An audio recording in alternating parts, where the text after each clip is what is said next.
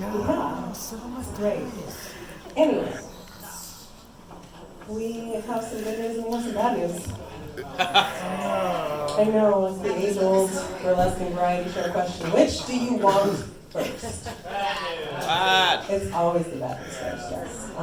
So the bad news is that this is your last performer.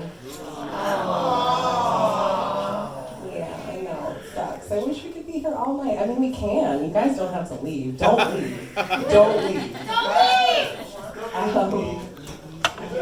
But the good news is that it's story time. Yeah, what would Christmas Eve be without a little story time?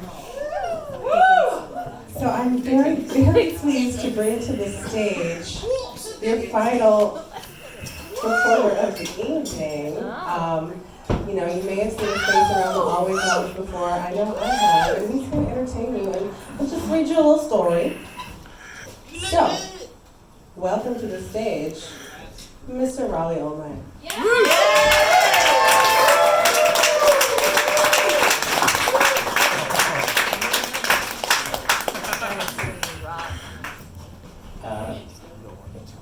Thank you, Don. I almost broke my presence.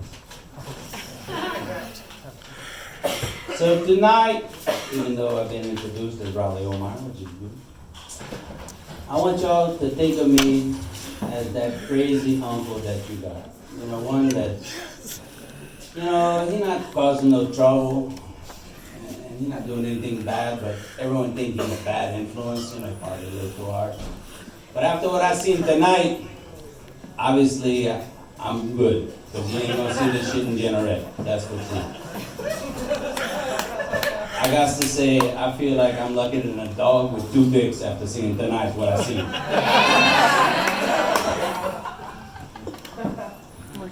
So I thank you for coming out and seeing me, and I thank you for me being seen, because I appreciate that, because, in South Louisiana, we have like 2 reasons for going out in the cold. And by the way, I wrote this when it was fucking colder last Tuesday. So there's only 2 reasons. One of them is hunting, of course, and the other one is going out and being with family during the holidays. So even with that, and those 2 really good reasons to go out in the cold, the freezing cold at 50 degrees, 56 degrees.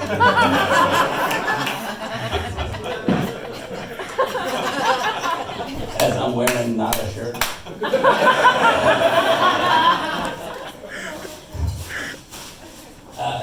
Even then, I had to trick my good friend Boudreaux to come and see me tonight.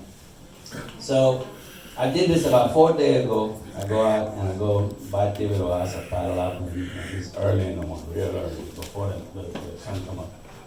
And I go, "Hey, Boudreaux, get your lazy ass up, it's time to go hunting." And he come out and rub his eyes and he said, what you hunting? I said, "I'm gonna give me some duck." And he said, "Boudreaux, you crazy. I don't see no gun, I don't see no decoys, I don't see no dog." He said, "How you gonna get you some duck?" I said, "Well, I got me some duct tape." And he said, "Boudreaux, you crazy. You catch you no duck with no duct tape." And turn around and he said, "I'm going back to sleep." And he go back to sleep. I come back, a few hours later, I'm waiting by his dock. When he wake up, come out, take a piss. And I'm sitting there with a pirogue full of duck. He come out and said, "Boudreaux, how you get all them duck?" He said, "I got that with my duct tape." Yeah. Boudreaux said, people said, "You crazy. You crazy." He just shook his head and went back inside. So the next day I come back, and I get there and roll up early. And I said, "Boudreaux, get your lazy ass up, it's time to go hunting."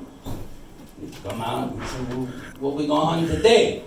He said, "We're gonna catch you some nutria." He said, "Boudreaux, you crazy. I don't see no gun, I don't see no trap.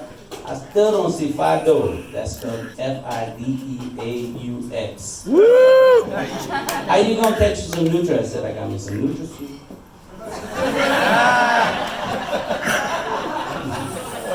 Timothy said, Boudreaux, you fucking crazy, man. I'm going back to sleep. I ain't putting up with this bullshit. This is my holiday. I'm taking off. I'm going to sleep. They go back to sleep, and I come back, a few hours later. I'm sitting at his dock. He come out early morning, smoke and a beer, and take a piss. And I'm sitting there with so many nutrients, my pirogue is about to go underwater. Because nutrients, they're heavier than duck, so the duck wasn't going to sink the pirogue, but the nutrient was gone. And he said, Boudreaux, I don't know how you're doing this shit, but how you got all the nutrients? I got all my nutrients. Boudreaux, you fucking lying bastard. I'm going back to sleep, fuck you. So the next day, I'll go by, and I say, it's very early. We're going to catch a tide this time because we're going to fish. And I say, hey, Boudreaux, get your lazy ass up. We're going fishing today. Come out. And I said, Boudreaux, why you do this to me? You done this 3 fucking days in a row. You done woke my ass up. You done jerking me. You obviously doing something to trick me. Fuck you. He said you ain't got no pole. You ain't got no net. You ain't even got like the bow fishing thing to go catch the big reds in the back. So well, how you gonna catch? What we gonna get? Redfish.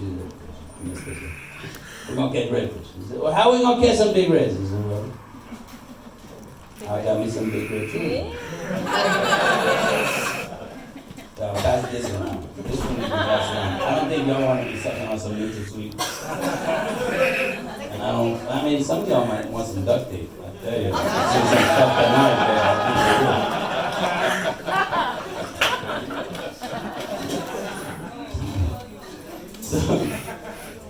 So Boudreaux was like, man, fuck you. You're gonna work me for 3 days. It's my fucking holiday. I'm going back to sleep. And I go back, and I come back, and of course I got lots of big reds. Not a rat red among them. Just nice. So Boudreaux would come out, and he just looked, and he didn't even shake his head. He didn't say nothing. He just turned around and went back inside. So tonight, to trick him to come, I paddle up. Y'all see me in my jacket. I'm gonna put it on in a second. And he come out and he said, Boudreaux, where you going? I said, I'm going to town. And not that little town in Lafayette. I'm going to New Orleans. And he said, Boudreaux, what's them sticks you got in your pirogue there? And I said, that's pussy willow.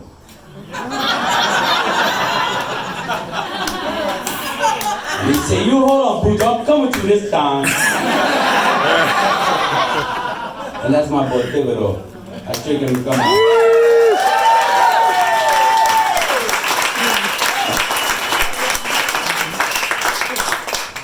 So that brings me to the second part of the only reason we come out in the cold in 50 degrees. I know there's some Yankees in here I was talking to someone from Kansas here that performed from Kansas. She's beautiful. 20 below. Fuck that. No thank you. So the other reason is to come out because friends and family and love and being together. And in South Louisiana, we got what we call a Catholic problem. And the Catholic problem is that we breed like Nutri-Rat.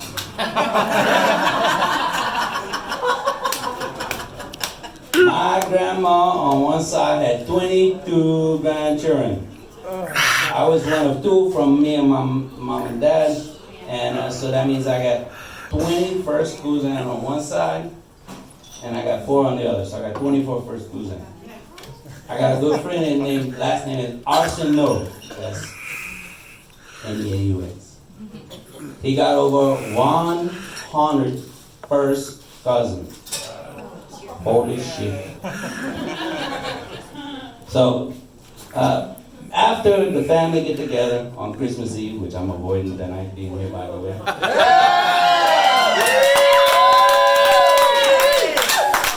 After we all love and hugging each other, and we all have some good gumbo. Who had my gumbo? After we all the gumbo. Then we got and all the 22 grandchildren sit around and tear open their presents, and then play with their presents and talk about their presents for too long. You gotta calm them down. So the way we calm them down is we read them the Cajun Night Before Christmas. Now this is by a gentleman named Claire, and I don't know why his name is not on the front cover, but it's illustrated by James Rice, and he done illustrated some other great, like the South, so the Western Night Before, they're all great. But tonight, I'm gonna sit down, like we do at home.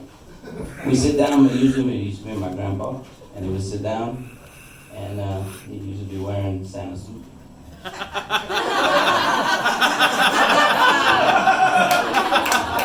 This the always not, and look, it's not the always not. This the always lounge, and I learned some new ways tonight.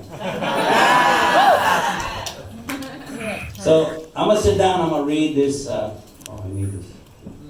I'm gonna read this Cajun episode. I'm gonna invite all the performers that come, if they want to come, be like the little children back from my little cousin, and listen. We read the Cajun Night Before Christmas. Please come in.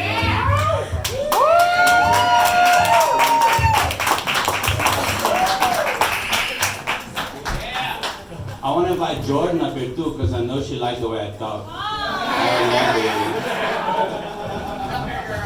She done told me she had a man from down the bayou before. I love it. Look, and I brought you a lot of Christmas gifts too. Look, I got cherry and I got peppermint.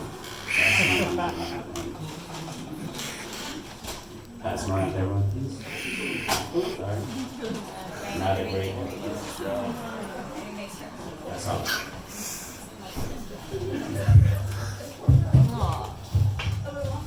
Oh, they're so cozy. Alright, I'm gonna show you all the pictures too, like we do with the little turns. So I got the Cajun Night Before Christmas. Look, I got frogs. Anyone need frog legs? Woo! Damn right. Cajun Night Before Christmas by Claire, edited by Howard Jacobs, illustrated by James Rice. Pelican Publishing, that's in Redmond.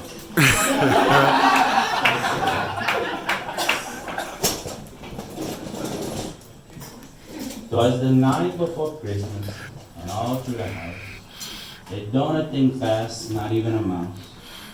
The children be nuzzled, good snug on the floor, and Mama passed the pepper through the crack in the door.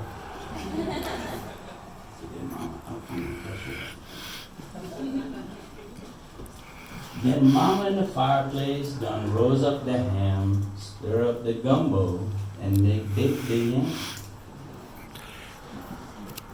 Then out on the bayou they got such a clatter, make sound like old Boudreaux. Woo! Done fall off his ladder. That's right. I run like a rabbit to get to the dough, trip over the dog and fall on the floor.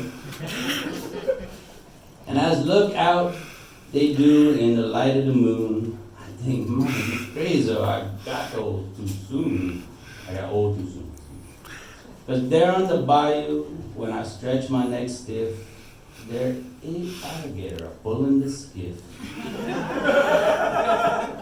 And a little fat drover with a long poling stick. I know right way it got to be old Saint Nick. Look at Saint Nick with the 8 tiny alligator. They ain't tiny. You need them this size to make boots like this. These are real gator boots. I can fill these boots myself. They're nice too. I gotta make sure that I don't miss it. Right, because I skip it. Alright. Mo faster and faster, the gator they came. He whistle and holler and call him by name. Hey Gaston, petit boy, à Pierre and Marcel. Jean-Lisette, G-Suzette, Celeste, and René.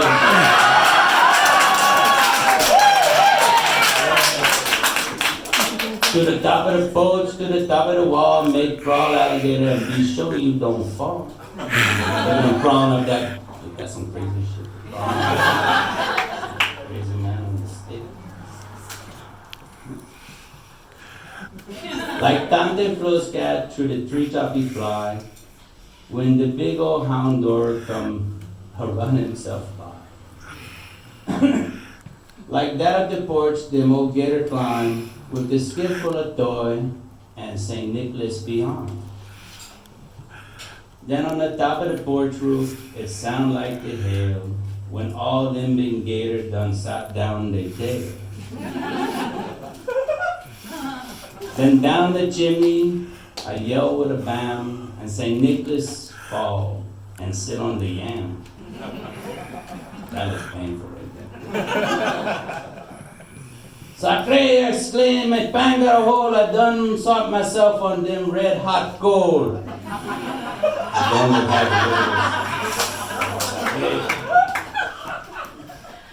he got on his foot and jumped like a cat out to the floor where he landed with a splat. Oh, damn.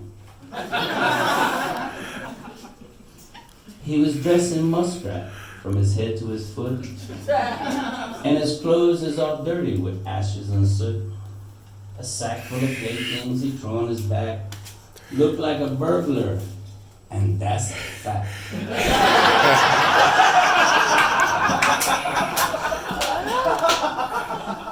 His eyes, how they shine, his dimples, how merry.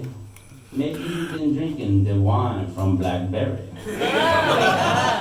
His cheek was like rose, his nose like cherry. On second thought, maybe he lacked up the sherry. He looked like that too.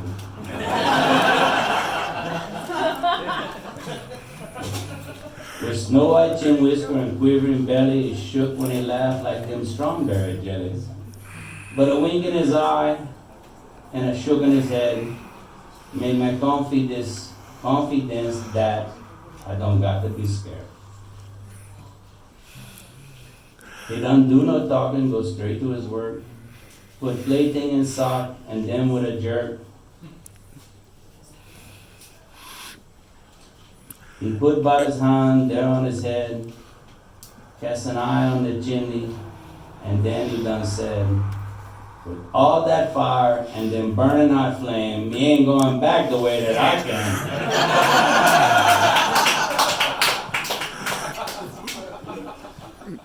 So he run out the door and he climbed to the roof. He ain't no fool, him for he make one more goof. He jump in his skiff and he cracked his big whip. The gator moved down and done make one slip, and I heard him shout loud as a splash and it go, Merry Christmas to you all, till I see you some more. Thank you very much.